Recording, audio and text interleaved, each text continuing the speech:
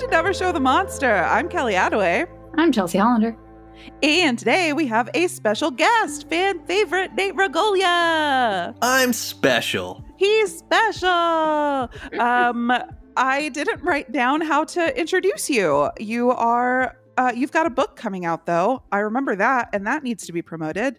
I do, yeah. I have a new novel titled One Person Can't Make a Difference, coming out on September 24th. You can pre-order it right now, anywhere where books are ordered. Barnes & Noble, Amazon, Bookshop, all the ones. You just look for it. Or go to your local bookstore, even better, and say, hey, local book jockey, you're having a great day. If you could put that latte down and give me 2 minutes of your time, maybe you could look this book up. It's distributed through Ingram, and you can order it for me.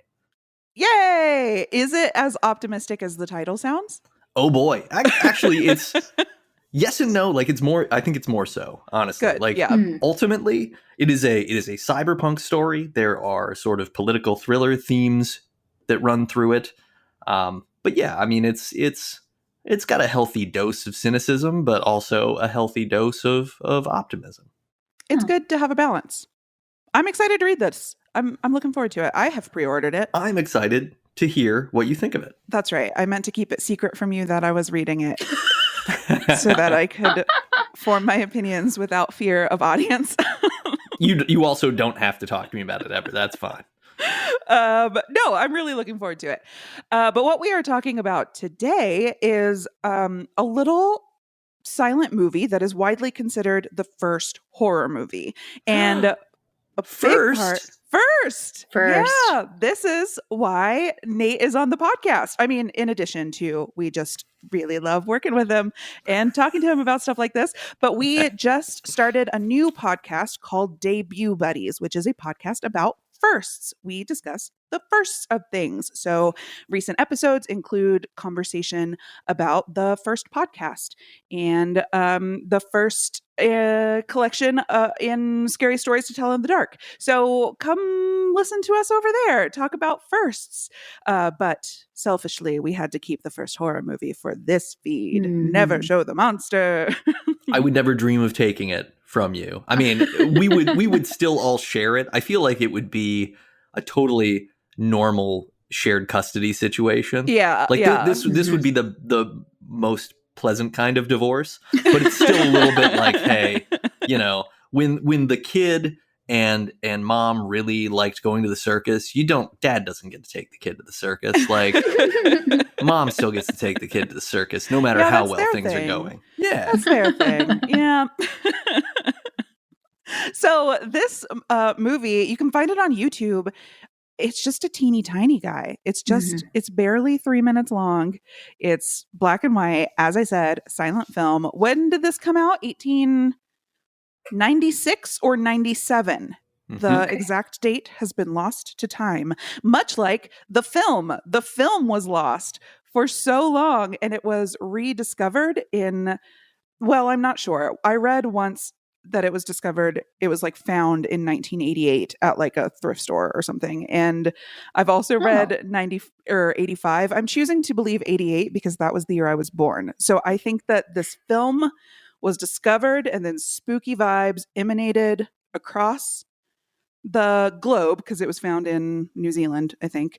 And it found me in California. So did it have the same vibes. date? Let's say it was found on yep, the day December of your 27th, birth? 1988. That's the day it was found. Yep. Nice. Just really eking it out at the end of 88. Yep. Me and this film, we said, fuck you, 89. 88 it is. We got to get in for 5 more minutes of Reagan. Yep. We're really into this. Do you think it's possible that you burst forth in a blaze of glory? That's how my mom this tells world. The story. Yeah. Yeah. And then at that point, like a beam of light maybe emanated from your open crying baby mouth, shot into the sky, and a la Marvel movie, like hit down on where the video cassette was buried. Oh, you think so? Yeah. I think that also makes sense. That makes equal sense. Yeah. I feel like this is like Thor's hammer kind of thing. Like I was imagining the scene in Hocus Pocus where the book opens after we think the witches are dead, and it emits that beam. So maybe like my scream emitted a beam of light, which like resonated, and then the tape. It wasn't a cassette tape. It was like real. I'm sure it was reel to reel. Yeah. This mini disc that this movie was lost on in New Zealand. This thumb drive from 1896 also emitted a light, and then our beams connected in space. When did Hocus Pocus come out?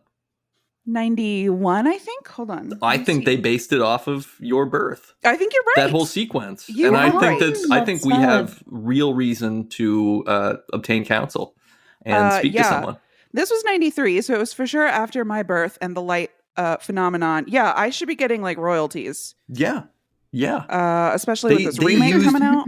Like, you probably saved them SFX budget money because they were like, we can't even conceptualize what this book does. Oh, what about that girl that was born? There was that news story. We can just use that footage.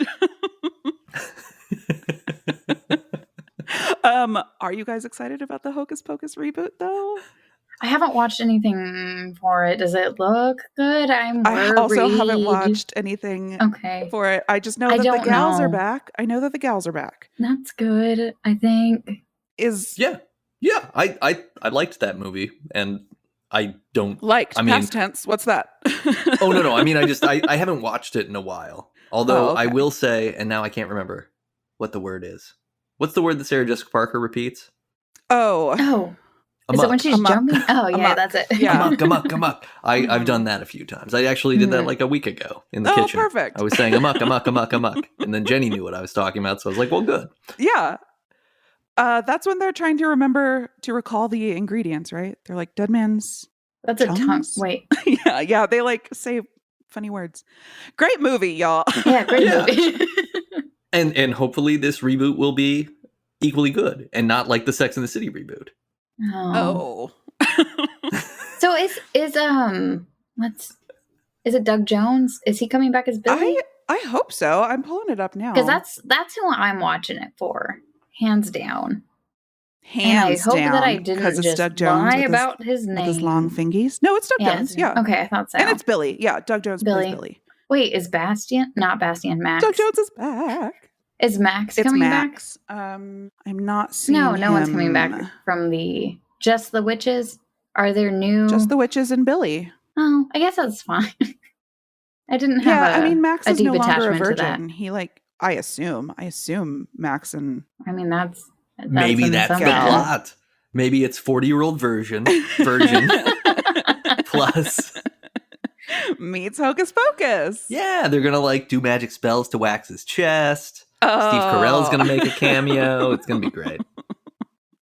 Well, I'm excited. I'm looking forward to it. When does this come out? Sorry, I should have. This is not what we're discussing today. I mean, the movie's 3 minutes long. It's going to be real hard to stretch it. Yeah. September 30th. So it's coming up really soon. Oh, so soon. Okay. That's just 6 days after my book comes out. If you have to choose between the two, go for the book. Yeah, I mean, you can probably read the book in 6 days and then go to the movie. And then we can do like a compare contrast. Yeah. Which one means the most about things right now? I do like on the wiki about the movie, about the House of the Devil, that the running time on the wiki says 60 meters. Yeah. Uh-huh. The length of the film. Yeah, literally the length of the film. Yeah. And I kind of wish that's how all movies were. Like, I wish we didn't talk about them in time. I wish it was like, oh man, that fucking 5 Mile movie blew my mind. Because then you get to talk about the journey of watching the movie in distance. Yeah, there's this is metaphorically resonant. Plus, it's linguistically more poetic to be like, man, I got really fatigued at the 4,000 meter mark in this movie. So wait, in addition to measuring films, so you want the time bar at the bottom to be like to measure in meters? what Well, do we I want to think measure? because this is meters. I used standard with my miles thing, but I think we got to stick to international. Yeah, maybe this is what finally gets America to get their shit together and There we go. adopt the metric system.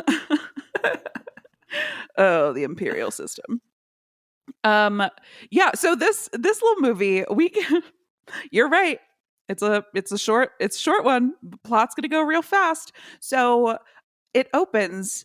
You know what? Hold on. Before we get into the plot, I have a question.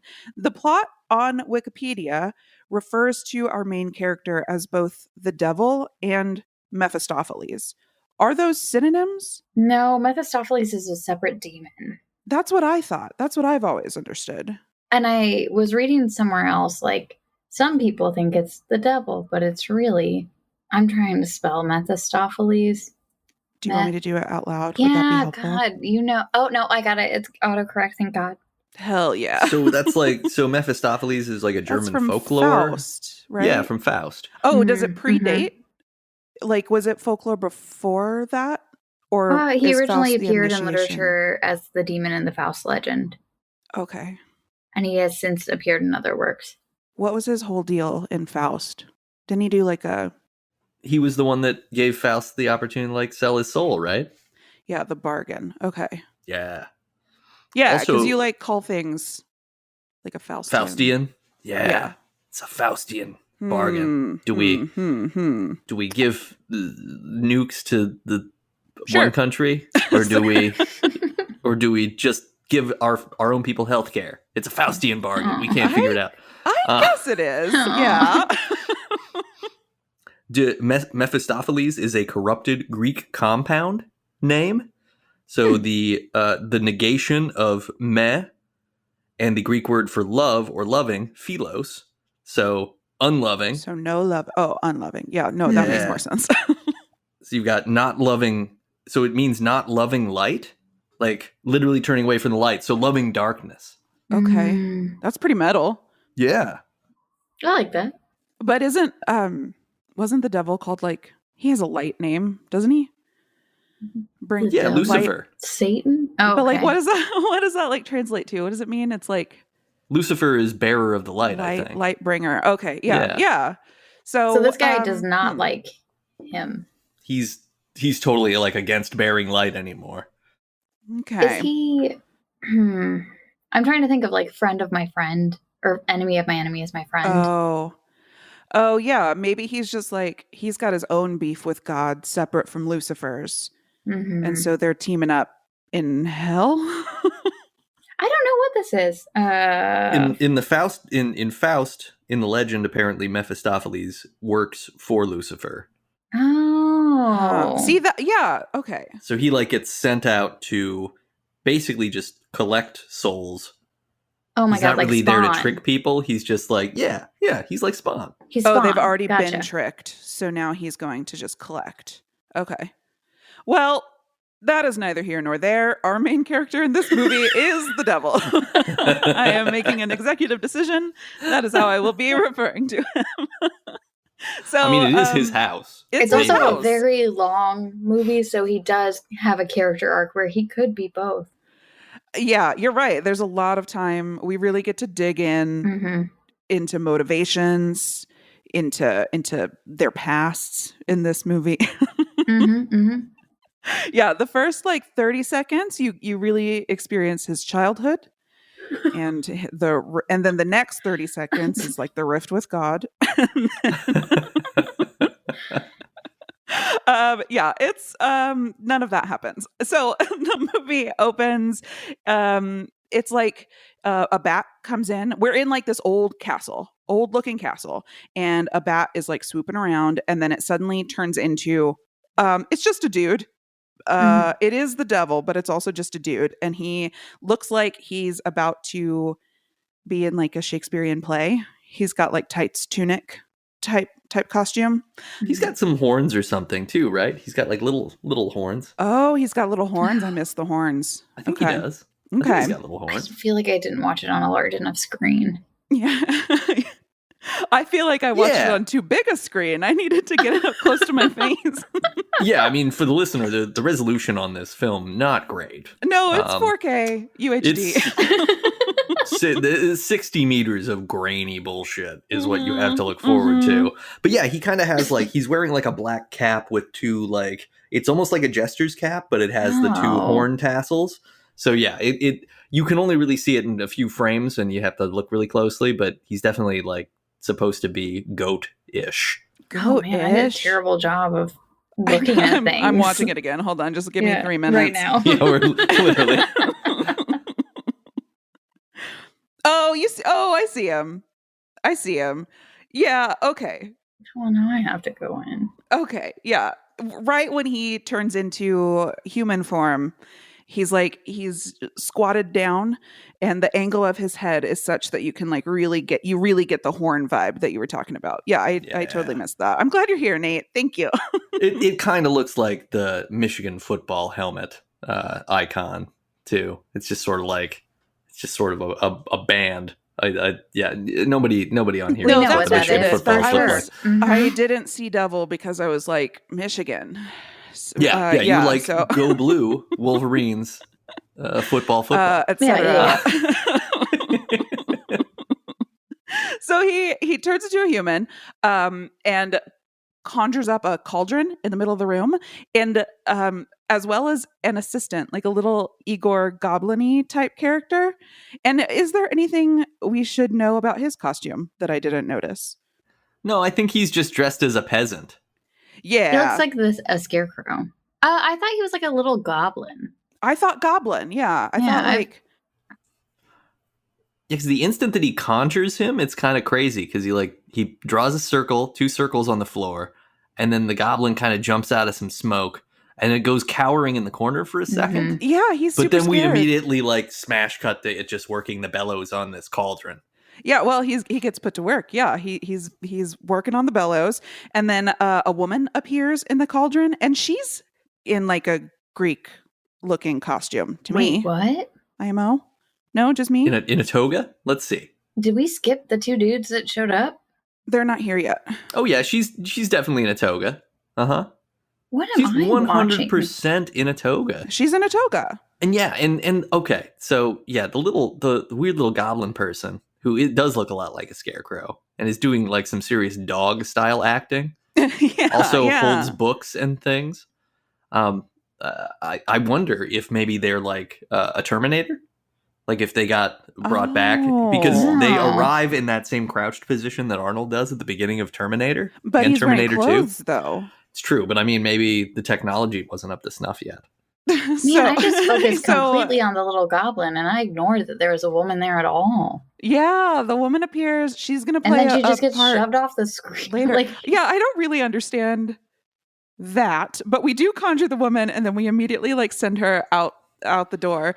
The devil's making a lady to tempt the Cavaliers later, right?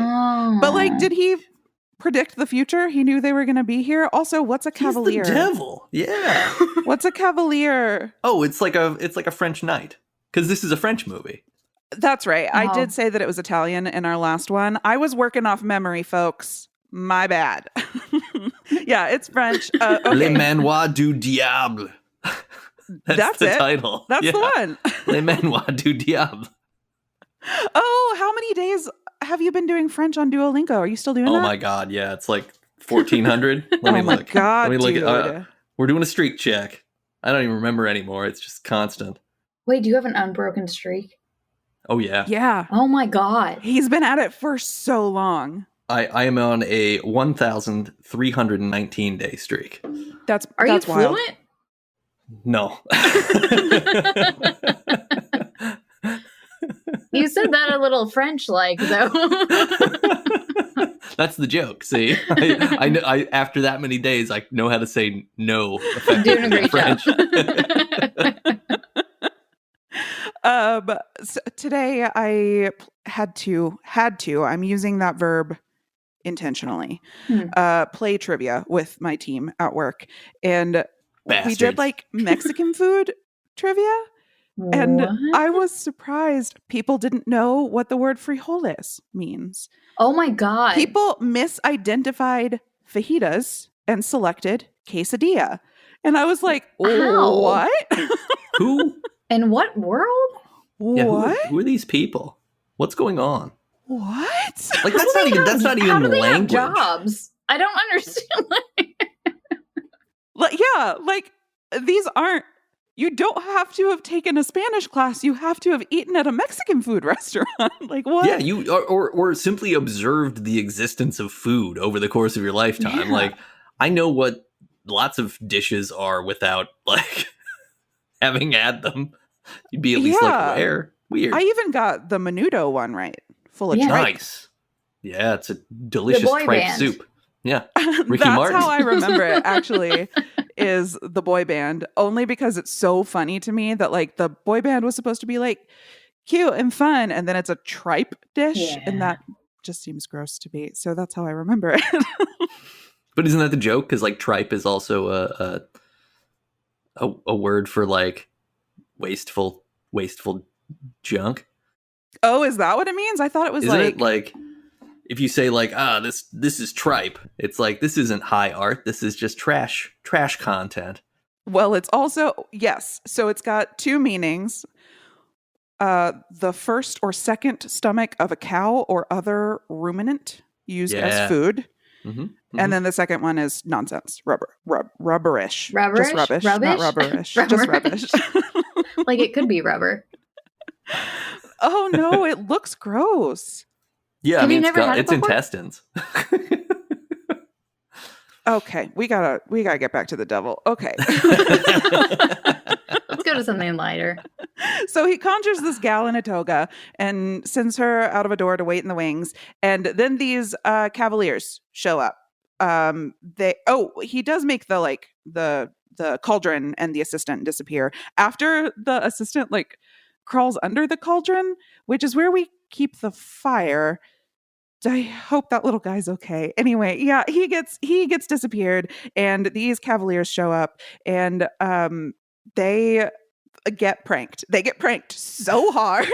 This part is like it approaches slapstick. Yeah. Like they are getting like jabbed and prodded by alternately the assistant and the devil as they are invisible. So we're like seeing them get like jabbed and turning around and like grabbing their bottoms, and one of them gets so scared he runs away, and the other one is brave enough that he's like trying to fight the dead air around him, and then I guess he needs to take a little break. He tuckers himself out with all that shadow boxing, and he goes to sit on a bench, and then boom, there's a skeleton under him. You've been pranked.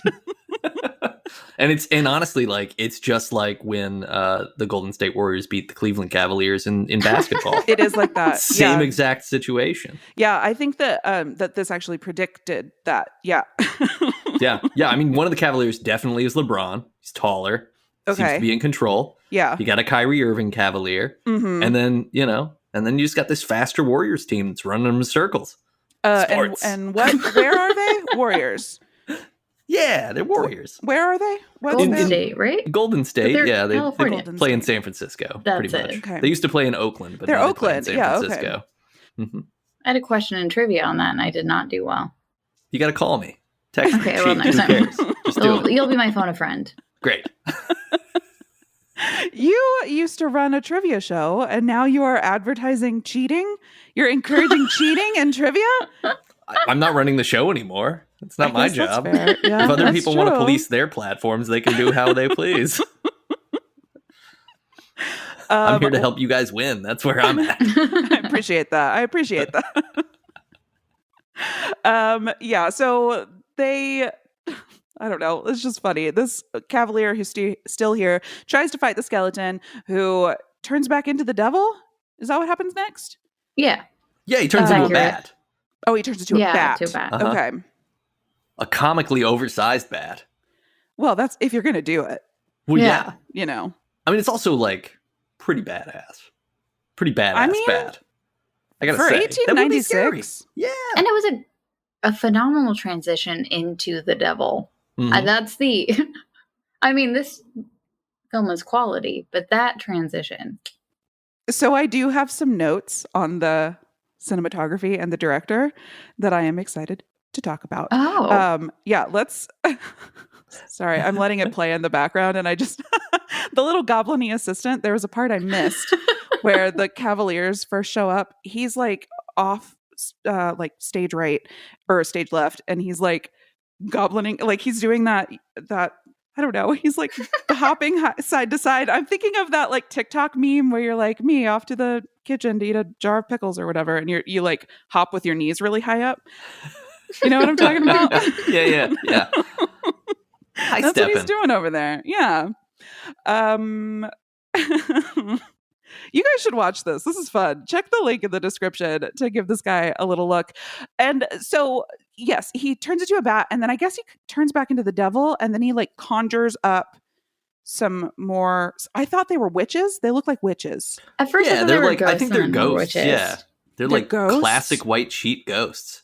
And then after that, there were witches. Oh, okay. Yeah.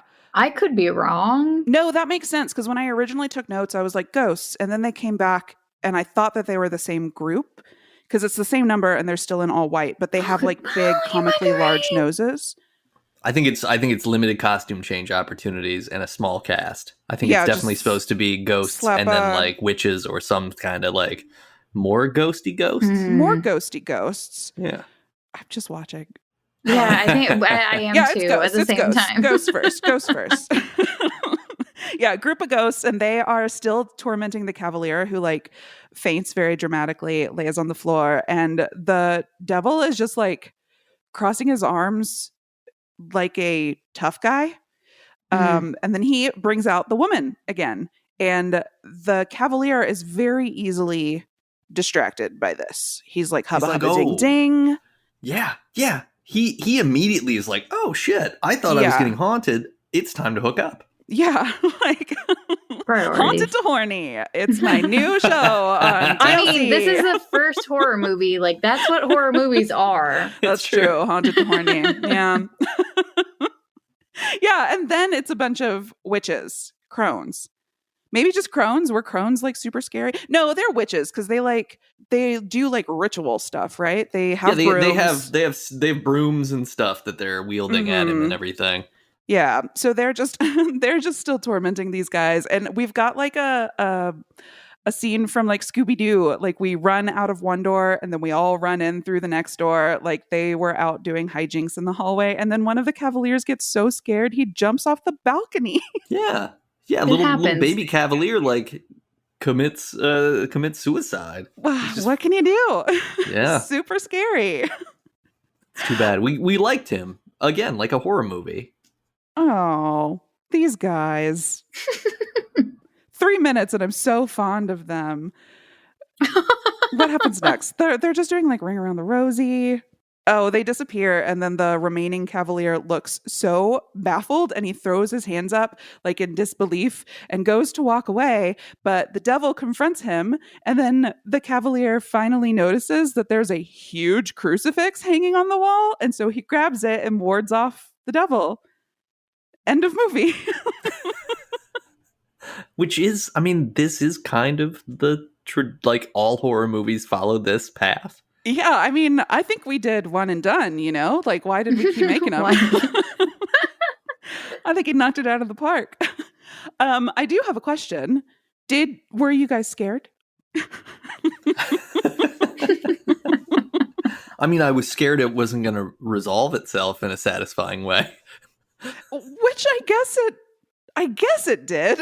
Yeah, I mean, it does in as much as like, I don't know, like any horror movie kind of goes like, oh, there's a lot of weird stuff going on. Oh, we realize what we can do about it. And then someone tries to do something about it. Cut to black. Did it work? We don't know. Well, fingers crossed, I guess. I don't know. I kind of like the devil and his little goblin guy. Yeah, that's who I was rooting for. Yeah, he seems like a prankster. Guys. Yeah, exactly. He's just a prankster. He didn't purposely murder anyone. It was just the guy jumped on his own volition. Yeah, the situation just got out of hand. Yeah, I feel like there should have been like a waiver system the devil had set up to be like, hey, you know, do you panic easily? Are you taking any sort of like medication for anxiety or agitation, because this ride's gonna be kind of interesting. And we don't want you to throw yourself off the balcony. Happens though. I like the idea of a conscientious devil. So before I call the ghosts, how are you feeling? I just want to check in. Can I get you some water? You need to lay down for a minute, bud. This little movie got me questioning. Wait, what makes you think the devil isn't conscientious? I assume he is. Very accommodating. Oh, yeah. That's what his everybody... appeal. Yeah. That's what, like, Dante's Inferno was all about. How, like... Okay, you had to bring that up. How chill the rings of hell are.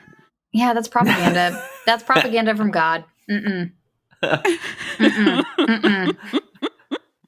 I'm on your side. Yeah, I didn't check sources. Yeah, like the Book of Job, and then the contemporary play JB. Have either of you read JB? No, but that's is that also about Job? Yeah, it's a modernized take of the Book of Job, but it really plays up the idea that like God and Satan are just like hanging out, like fun, having routine bets about things, and how cavalierly they deal. So that's like Good Omens. Yeah, it is. Yeah. It is like that. Or the classic film The Apple. Oh, I don't know that. It's not good. Don't watch it. Okay. I mean, it's really weird. They did a whole How Did This Get Made on it because it's so strange. Oh, fun. I'm going to open it in another tab. Oh, that is not what I was expecting to see for that movie. Oh, gosh. I'm very excited about this movie. The Power of Rock in 1994. Yeah, it's a movie from 1980 that's set in 1994. In the future. Oh. And it looks like I'm getting real Xanadu vibes. Yeah. Yeah. Yeah, there's like, it's like there's basically like the Eurovision music challenge is happening, and God and the devil are competing over control of people, and somehow rock and roll is either the devil or not the devil. It's a complicated movie. Okay. All right. In the end, is it complicated? This was the ad that I got. It fit in line with the pictures, and it made me very confused. Ooh, but it's a woman in like a sparkly football. Yeah, what is this? ABBA? Bikini. I don't understand. Ad? What is that? Are they making another Mamma Mia? What's going on? Mama Thria? Oh, there she is. Boom! Welcome to the show. Did you guys watch Mamma Mia, Here We Go Again? No. Hold on. Let me ask a different question. How many times did you watch Mamma Mia, Here We Go Again? I'm troubled by your silence. I have never gone once, let alone gone again. I haven't seen Mamma Mia or the sequel. Same. What? No. Okay. All right. Okay. So the next episode we're gonna do Mamma Mia. It's a horror movie, so I think, right? Wait, okay. Or we could do it on Debut Buddies. It could be the first ABBA musical movie adaptation. Can we please? It's not, is it? It's definitely. How many are there? It's the first. Yeah, there's Mamma Mia, and then there's movie. Mamma Mia, Here We Go Again, right? That's it? It's just those two? I think so. That's the only ABBA musical I know of. Ones earlier, right? Well, the Broadway version of Mamma Mia. Okay, that might be. Which actually I think maybe went the other way. I think that it's based on the movie. Yeah, there's not another ABBA movie other than what appears to be like a ABBA Forever, probably a concert film. So yeah. I mean, first ABBA fiction film. Perfect. There you go. Perfect. It's the best concept for a show because we can reverse engineer anything. The first movie where Pierce Brosnan sings, parentheses, regrettably, close parentheses. Oh God, you guys have such a treat. Waiting for Is you. he better? Is he a better singer than Russell Crowe or a worse singer than Russell Crowe? I think I'm gonna go better. Okay. But I think it'd be hard not to be. Well, so let me explain how I'm grading. No. Oh, no. So I think that if you were like auditioning them for a choir and you could only pick one, you'd probably go Russell Crowe. However, I'm auditioning for like a show choir. So I need Pierce Brosnan, who knows he's bad and so is like doing a character the whole He's time. really thrown himself into the arm waving and the steps and everything, and maybe he's singing in his accent, in his brogue a little more. Yeah. He's doing some real HMS Pinafore shit. I know that's a boat. HMS, right? What's that? Yeah, it's a What's musical. HMS Pinafore? It's a musical? I think it's a Something and Sullivan. What's the Gilbert and Sullivan musical? Oh, those guys. Old school. That's I am the very model of a modern major general. I think that's in that. What? Wait, I thought that was in Through the Woods. Let's see. Oh no, that's in Pirates of Penzance. Never mind. Oh, that's I don't know anything. anything. Look. They did HMS Pinafore in an episode of The Simpsons. Bart convinced Sideshow Bob to perform the entire thing for him. Gotcha. Sideshow Bob decided to do it as Bart's last wish before murdering him. And because it's such a long musical, Bart was able to escape. Comes out. I do know it though. Oh yeah, there's like Sweet Little Buttercup is a song in HMS Pinafore. My little buttercup, sweet little buttercup, something da da da da da. Yeah. You could be making it up, and I would totally believe you right now. Actually, an ex-girlfriend from decades ago, like, had been Buttercup in some production of it. Oh wow! Now I remember so that. Fun. That's funny. Yeah, great stuff. Oh, this looks fun. We're a sucker for a musical. Okay, so none of us were scared, huh? I mean, no. No. Do you think that it was scary at the time? Absolutely. Maybe. You think so? People got scared by a train coming at the screen. How long before, like, what year did the train happen? I think the Probably same around the guy same did the time. train. Yeah. Oh, same guy did the train. Well, maybe it might have been the Lumiere brothers that did the train. Because what, George Méliès is the Molière? Is that how it is? Girl, you're 1400 days into French Duolingo. That's right. Hey, all look, I've got is frijoles. Hey, these are proper names, not just conjugatable verbs. It is the Lumiere. Yeah, the Lumiere brothers. Or is it just Lumiere? Okay, yeah. they did train, but what year? I'm looking at the 1895. The arrival of a train was 1896. Damn, okay, same year. First public showing as this guy was 1896. 1986. But the first public... Never mind. You were right. You read better than I did. But the same director did the moon movie. one. I wrote it down. What is it? Le Voyage dans la Lune. Yeah, that's the one. Yeah. And they have the Smash Mouth. Nope. Smashing Pumpkins. Smashing Pumpkins. Smash Mouth? Jesus. Smashing Pumpkins music video is like an ode to Molière. And you know right? what? I bet that music video is longer than this movie. Yeah. Like. Oh, yeah. Yeah. Well, Billy Corgan can't like just wrap a song up, so duh. Or an album, 2 discs, Melancholy and the Infinite Sadness. Sorry, let me take that again. Melancholy and the Infinite Sadness. Could we be any more infinite? That's a great album. It is classic. Yeah, so this director, say his name again. George Méliès. Gosh, that sure is a I thought lot it was of... Méliès. George Méliès? That works. Let's say George Méliès. Yeah, that looks right. George Méliès. Yeah, the accents go up and then down but on the also, like, fucking, I shouldn't be pronouncing anything. Carrie Elwes. Carrie Elwes. Yeah, but you're knocking this out of the park. Maybe you only mispronounce Anglo names. Okay, that might be it. Everything else, you're gold. I just read things so wrong. Yeah, so this guy was an illusionist in addition to a director. Did you guys read his Wikipedia page? Did you watch Hugo? No, but I saw yeah. that he's It's all about this. Yeah. Did you guys watch it? You guys watched Hugo and not Mamma Mia? Yeah, a long time ago. My brother was very upset because he was like, Scorsese's really old and he could die soon, and he did this dumb kids movie. And I was like, okay.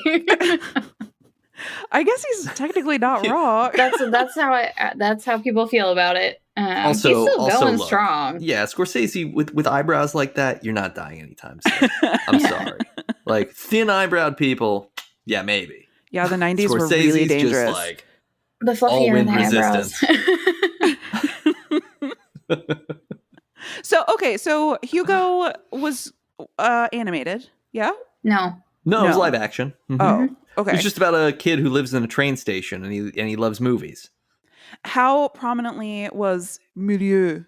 He was one of the main characters. It was like about him making his movies. It was played by Ben Kingsley.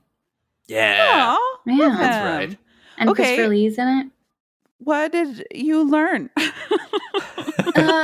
think I learned more from film class, but I don't remember a ton. But he was prolific, did a ton of movies, mostly did them with props and stuff, just like he did in this movie. It's just so impressive doing that way back when. Like, people do that on TikTok today, and I'm like, they're magic. They're doing magic. This is magic. He made 512 films. Well, when they're 3 minutes, though. You know what I mean? Yeah, between 1896 and 1912. How many miles of movie did he make? Ooh, good question. Let's see. Oh, man. So many of his movies are lost. There's literally like... Well, where'd he put them? Right? It's on that stupid island. You got to type that code in and you'll find it in the polar bear's ass. Oh, God. But seriously, this 520 movies in like 14 years. This is like a porn level of production. Nobody makes movies that fast. Well, and I read that this one being 3 minutes, people were like, "Whew, that is ambitious." Like, that was considered long. Jeez. Well, I can't sit for 3 minutes. 3 minutes. I have cholera. And he like leveraged his skills in being an illusionist. Like, he applied them to filmmaking. Like, some of these transitions in this little movie, like we do on TikTok today, were groundbreaking. Like, he led the way on some of the like technical stuff that happens in directing movies. And you can tell that I went to film school because I said technical stuff that happens in movies. Doing that. But like transitions production. And I think I even saw that one of the like transitions between scenes was like a dissolve. Mm-hmm. And I think that he made that. So now I got to go watch Hugo. Is that what it was called? Yeah, Hugo. Uh-huh. Hugo. Yeah, this was super interesting. Did it win an Oscar that year? I feel like it did really well. And now when I think about it, should have. I mean, I don't mean that in a bad way, but meh. I mean, it didn't win Best Film, right? But Scorsese was robbed for a long time, right? When does The Departed come out? Like 2006, 5. Okay, something so like that. After. Note to you: every time I guess, I usually start with a 6 if I don't know, which is what I did the other day, guessing about when something came out. It was like 1996, I think. Oh, it's great, classic. I'm bad at history. It was nominated for Best Picture. Hugo was. Oh, okay. It won cinematography, art direction, sound mixing, sound editing, and visual effects. Oh. And that's fun because it was the guy who helped invent visual effects, right? Yeah. Yeah, it was a real love letter to Méliès. Méliès. Méliès. Yeah. Georges Méliès. It also won Golden Globes, but we don't talk about those anymore, right? Because Golden Globes are like scummy are they evil scummy? awards. Do Yeah, we I think not there's like this. them? I think there's this whole thing now where like the Golden Globes are something racist or sexist or bad. I don't know. So is the Aren't all of Academy. them? Yeah. I mean, yeah, isn't everything bad? Yeah. You're making a really solid point. Sacha Baron Cohen is in this. That's how you're gonna say he's bad. Sacha Baron Cohen he's still plays good, right? He plays the French train station attendant. He's Man, like he loves to do that accent. He's wearing one of those pillbox hats and he's like running around just like being upset. Because Hugo's not supposed to live in the attic of a train station, Kelly. He's a little boy. He's supposed to be in an orphanage starving. Mm-hmm. Oh, it's Ender. Yeah, it's Ender. Aw. He had a great game. Good game. Good game, Ender. Troubling game. Yeah. Oh, yeah. So the Golden Globes controversy is that there was an expose saying that there were no black voters. Oh. I genuinely thought that was the Academy. I remember. Did it happen to both? Maybe. I don't know. There were inappropriate freebies handed out to people, too. So the Golden Globes were basically just like dishing out bullshit. Wait, what are inappropriate freebies? I think like, oh, well, I don't know. I guess that's up to you. Like, did they like hand out awards inappropriately, or were they like bribing voters? Oh, ooh, maybe. Yeah, I bet that's what it was. I bet it was voter bribing. I can't find anything that says. This is annoying. Anyway, NBC's not showing the Golden Globe Awards this year for that reason, or they did not. They were like, nope. Okay, well, those Globes are bad.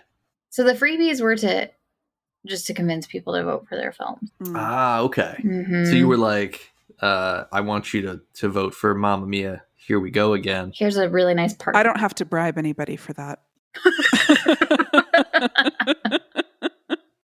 You have to bribe people to watch it, apparently. Only they're because like, here, ignorant. Meryl Streep will come over to your house and make a Sophie's Choice for you. Oh, great movies. Both of them. I said it. Here we go again.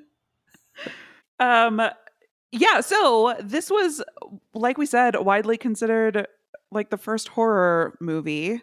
Mm-hmm. And this director also, like his Moon movie is like widely considered the first sci-fi movie, which I guess is easy if you start making movies the first year that movies exist. But like, how cool. Yeah. Good for him. Yeah. That's so fun. And they're still fun today. Like, I know we just watched it, but I was like, I know it was only 3 minutes, but I was still like, oh, I'm kind of interested in what's happening. I love this. Yeah, it's an enjoyable 3 minutes. It's genuinely fun. And part of that is because like it does look bad. But like in a charming way. Yeah, well, because you know what I mean? you've watched things for this show that have been bad in a not charming way. Right, yeah. And this is not like, this doesn't feel like it's trying too hard. It feels like all of these things, like all of the effects are astonishingly good. Mm-hmm. Yeah. Like the transformations and the ways that the sort of like magic spells are cut and things like that. Like everything looks, it's not believable, but it looks good for what it's doing. Mm-hmm. I mean, I imagine me trying to do it. I couldn't do it. And what's so interesting is like very clear thumbprints of the time. Like if you were going to make a silent movie today, you would be like, okay, I'm going to do transitions like this. I'm going to have like weird jumps like this. And you see those all in this movie, which I think is what makes it so charming, because you're like, those things exist. Like we like use those as tropes for a reason. This is how it was. And this is how it began.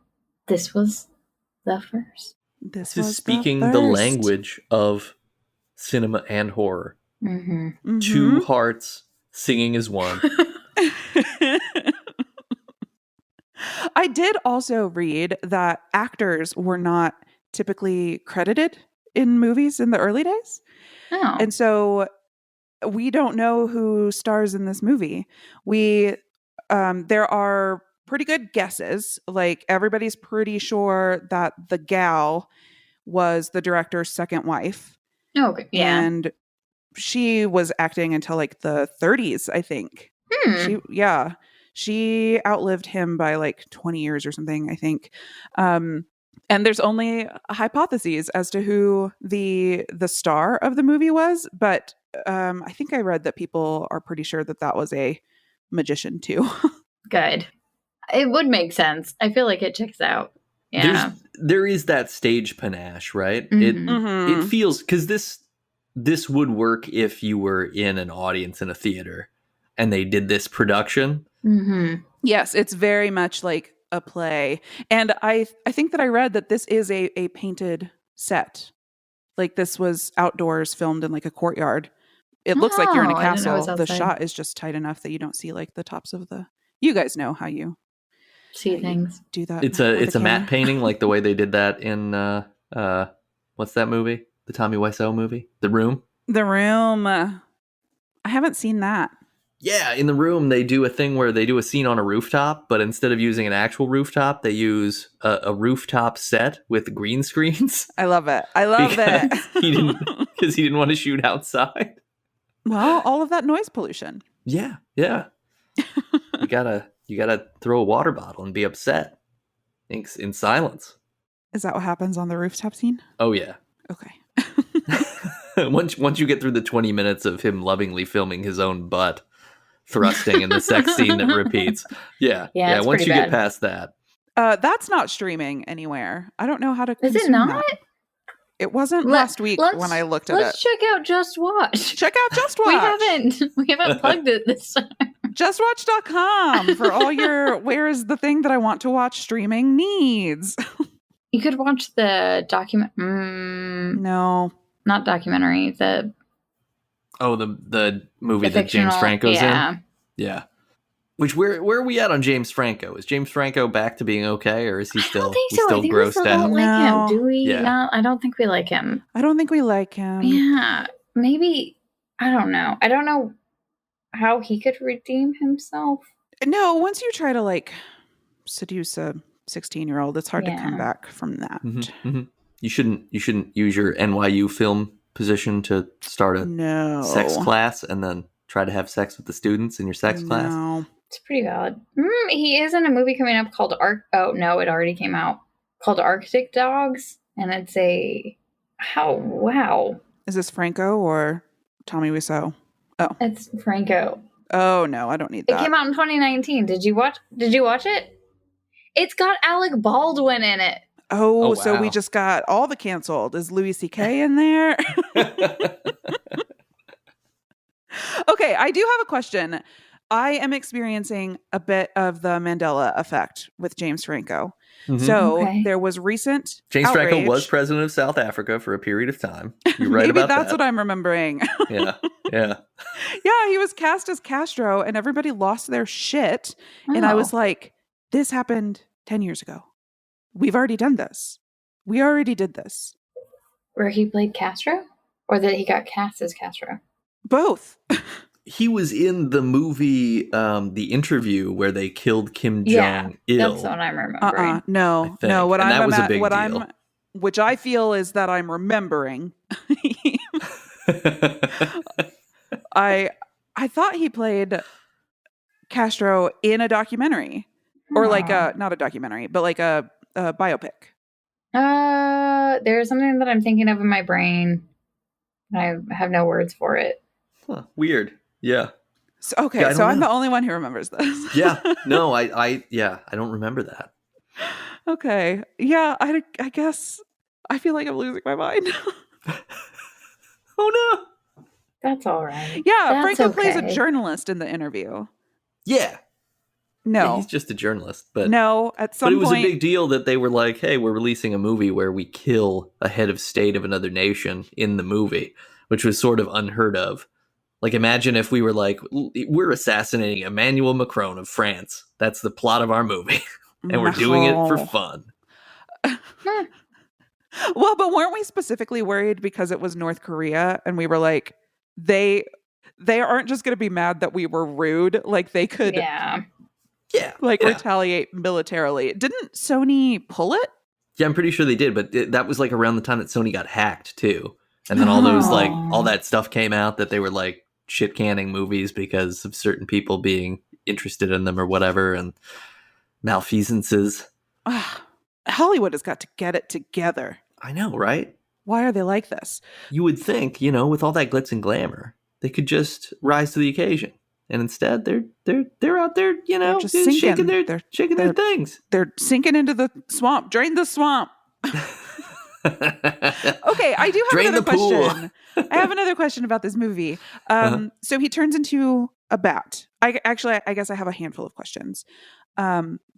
This movie predates Dracula. When did bats become... So this movie is also sometimes considered the first vampire movie because of the bat imagery. And I don't agree with that, but that's fine. What do I know? My question is, when did bats become vampire imagery? Because I thought that it was Dracula. So then it goes back further. Like, when did bats become horror imagery? And in addition to that, are bats like specifically devil imagery, or was that just were bats scary and they were like, we're making a scary movie, let's make him turn into a bat? Were bats not always scary? Animals that come out at night are always scary, right? Yeah, and they always bear disease too. So they're just double no thanks. Oh man, you're swooping around. You're outside. You're scared. They're trying to eat bugs that are in your hair because you can't wash your hair. It's 1890. It is kind of crazy that Bram Stoker's Dracula came out in 1897, so the year after this movie. Right, yeah. So there's like a serious amount of parallel thinking going on. Or Bram saw this movie and was like, and was like, spooky. That's what it's about. It's about a bat guy. A Batman, if you will. But instead of fighting crime, he's going to try to make real estate acquisitions in London. Or do they have like a common precursor? Is there like folklore about bats turning into people or people turning into bats? I'm reading to try to figure that out. I've never heard of anything prior to... I don't know. I tried to do some Googling and I couldn't get there. Yeah, I think that I have Googled probably what you Googled.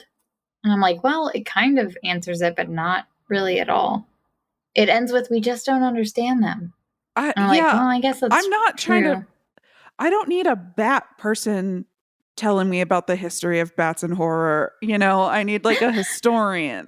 I can read to you from the Bat Conservation International website. Nah, I don't trust them. They say the origin of bats is prominent in folklore in several native North American Indian tribes. Oh. In a Cherokee fable, an eagle, a hawk, and other birds fashioned the first bat and the first flying squirrel from two mouse-like creatures. Cool. These small creatures wished to participate in a ball game. Sure. In which the animals challenged the birds. And because they were four-footed, the mouse-like creatures first asked if they could play with the animals, which included a bear, a deer, and a terrapin, which I think is a turtle. But the larger animals made fun of how small the creature was and drove them away. So then they appealed to the eagle, the captain of the bird team, and the birds took pity and fashioned wings on them. I mean, aren't bats the only... Story. Bats are the only mammal that fly, right? The what? The fly? Mammal? Are bats mammals? Yeah, they're rodents. Mammals. They're little leathery motherfuckers. They're hamsters with wings, effectively. I hate them. Yeah, I guess they are. I'm trying to think of what else is a mammal that flies. I guess like the number of animals that I can list is probably like flying a very small... No, but they don't fly, they glide. Sugar glider. Flying fox. That's got glide in the name. Flying fish. Not a mammal. Yeah, she's giving me different variations of bats. Japanese giant flying squirrel. I think it's also just like bats make creepy sounds. Like bats hide in places that seem scary. They hide under things. There's like that bat bridge in Austin house. Where there's just rabies. Like thousands of bats. Yeah, they got rabies. They're I don't know. And they also have echolocation, so like observing their movements is confusing because nothing moves like that. I don't know. It's kind of maybe they're just too mystifying. Nate, Do you know about the time that I had to get a rabies inoculation because of a bat? Oh God. When did you get bat bit? A couple years ago, I lived in a very old apartment in Boulder, and it was hot as fuck in the middle of summer, no AC. So I had my windows open, and I'm usually so careful to put the screens in, but I was drunk, so I didn't bother and just left the window open. And I kept waking up that night and like hearing something in the living room, and I was like, okay, ghost or murderer. I guess I don't care. So I went back to bed. And the next day I was like out of the house running errands, so I didn't notice anything until that night. I was like in the living room, lights are out. I was probably watching a scary movie, and I can like see something moving in the hallway. And at first I was like, oh, it's like a moth in front of the lamp out there. But the shadow was so big. So I finally go out to investigate. Big bat, big bat, big bat. It was actually very tiny. I'll see if I can find a picture. They're like 3 inches tall, right? Yeah, he was just a little guy. He was just tiny. But I couldn't get him out. I couldn't encourage him to go back out the window. I opened the door and was trying to like broom him out of the house, but he wasn't having it. So he like sat on my wall all night, and one of my landlady's like weird friends eventually came over to take him out. But since it had probably gotten in the night before, and bats' teeth are so sharp and tiny that they can bite you, and the wound closes up like in a matter of minutes. So you might not feel it, and you probably won't see it unless you like catch it happening. And so the like recommendation, at least in this county, is if you wake up with a bat in your house, you got to do the whole rabies thing, which is 5 shots the first night, 5 different injections, 1 in each limb, and 2 in one of them. And it's like a hemoglobin thing or something, like, I don't know. It's like 2 different things. There's the rabies prophylaxis as well as this other thing.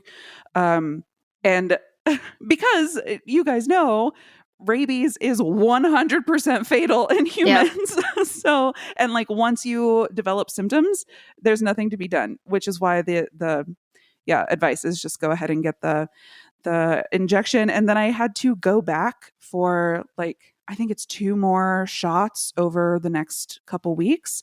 And I had to go to the Center for Disease Control to get them. Oh, geez. That's wild. Jeez. Yeah.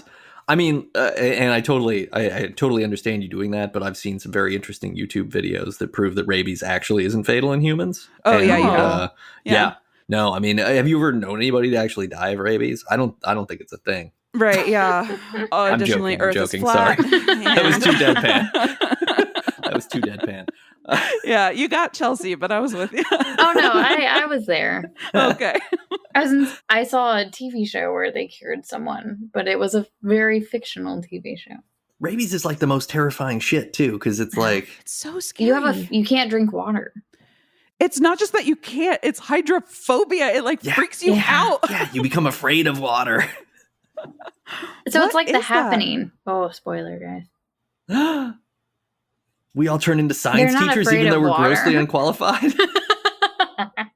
Is that the Zooey Deschanel one? Yeah. Have you seen it? Do you know? Did I spoil it? I don't think I've seen it, but okay. I know well, we'll save it for a day that we want to watch something that's not great.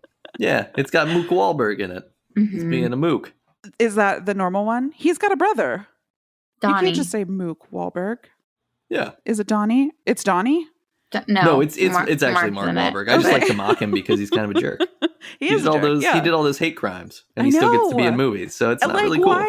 What's that about? Is he in this movie with Franco and Baldwin?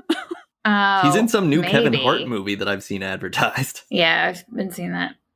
What is he in? He was in the Uncharted movie. I was very upset. Oh yeah. More like Uncharted. Am I right? Sick burn. Yeah, so I was scared. You were scared? Yeah, of this movie. It was a big swoopy bat. I was like, oh no. Oh, I mean, imagine if the bat was actually that size.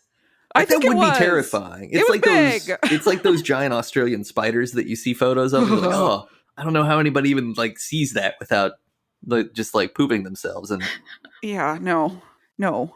You know what? This film maybe saw one of those because it was found down in New Zealand. So maybe it had been in the bush in Australia.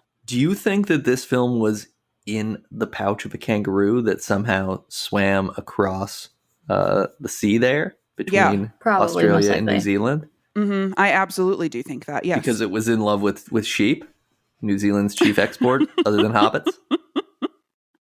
That sounds pretty. That's a lot of information about. Just imagining New Zealand as like Scotland now. Yeah. It's Scotland. It's just reverse Scotland. Yeah, it's reverse Scotland. This was fun. I think I'm going to watch the moon one.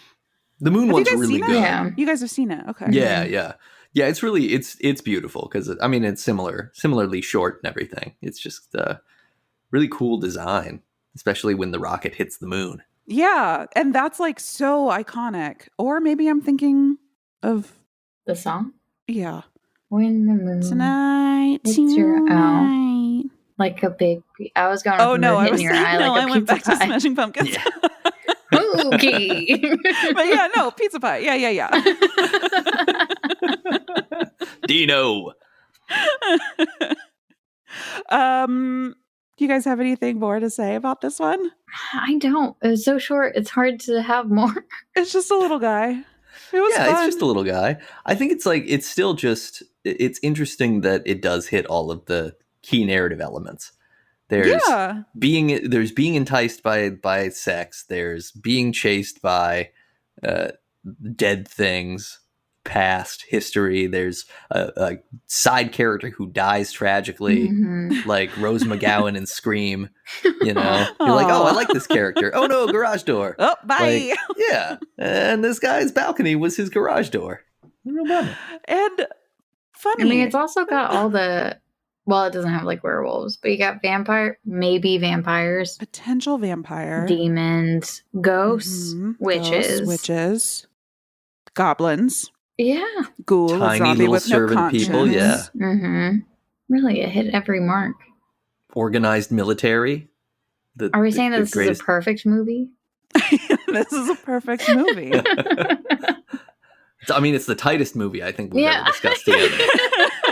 No fat on it. Yeah. Here's a little thing that we do over on Debut Buddies. Should we rate this? Should we give it? How many Debs? How many Debs are we giving this bad boy? 4.5 Debs. 4 Debs. Yeah, I'm going for Debs. 4. I'm going for 4. I thought you were going to negotiate down again. I'm going to go for 3. 3.5. 3.5. No, okay. Maybe 4.5. Stop. Wait, you were 3? I think it's 4. I think it's 4. Okay, we've got unanimous 4. The effects are really good. They're really cool effects for being 140 years old. Oh, damn. That's my apartment in Boulder. Older than this movie. What's older? My apartment in Boulder. Oh. Whoa. That's crazy. The one with the bat in it. Who wore it better. Old apartment comes with bat. Comes with bat. $1,800 a month. Oh, so scary. So scary. I told that story on The Narrators, which is a storytelling show hosted by Ron Doyle and Aaron Rollman here in Denver. And they also have a podcast called The Narrators that you should check out if you are interested in true stories, under 10 minutes long each. They're quick. I told that story on that show, and I made a joke about how I reacted in the story, which was that I left the house entirely. I was afraid to just like lock myself in my bedroom door and let the bat have the rest of the house. And one of the hosts was like, "No, you did the right thing. There was a bat in my house and it shimmied under the bedroom door." Oh my God. Yeah. What the fuck? That is a sight. That must be amazing. So scary. It's got those little leathery claw hands, and it's just like scoot, scoot, scoot, scoot, scoot, scoot, scoot. Oh, no. No. Yeah, you need a draft snake, a bat snake to put under your door. Okay. Well, this was super fun. Thank you so much for joining us, Nate. For the listener, remember to go check us out on Debut Buddies. It's the three of us discussing firsts. And please remember to like and subscribe to... Oh, I did the YouTube thing. Please remember to... Please like and subscribe. Subscribe, rate, Smash and that review. like button. And make sure to hit the bell to get Just notifications. hit whatever you want, listeners. However you feel like it. We don't care. And follow us at Debut Buddies on Twitter. Yeah, we're gonna get fun over there. We're gonna watch me. Watch We got us. like literally like a few followers. You can get in early. This is like an exclusive club. Yeah, you can be one of the first wave. She of said Twitter the followers. word. She did it. Drink. You can be one of the debut followers. Yeah. So Nate Ragolia, do you have anything that you would like to replug? Do you want to talk about your book again? Do you want to talk about Spaceboy books? You know stuff. Yeah. I mean, go to Spaceboy Books, read spaceboy.com. You can find my book. You can find a lot of other books that we have published that are really awesome. Good sci-fi, good thrillers, good all sorts of things. And listen to this podcast. You're listening to it now, but maybe you were like, hey, I don't know. I'm not convinced. There's this weird guy who keeps interrupting people. I don't want to listen to it. You need to come back next week and listen to this show, and then, listen to Debut Buddies. Yeah, yay. We are going to take a break next week. Just one break, just 1 week to launch ourselves into spooky season. We will be back the first week of October and watch the Twitter No Show Monster to find out what we are going to be covering first.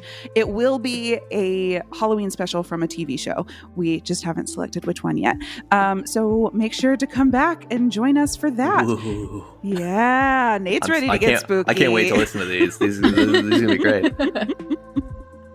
So in the meantime, find us on Twitter at No Show Monster. You can email us at noshowmonster.com. And please remember to rate and review us as well as Debut Buddies. And come on back next week. Happy Spookies. Happy spooky. Happy Spookies.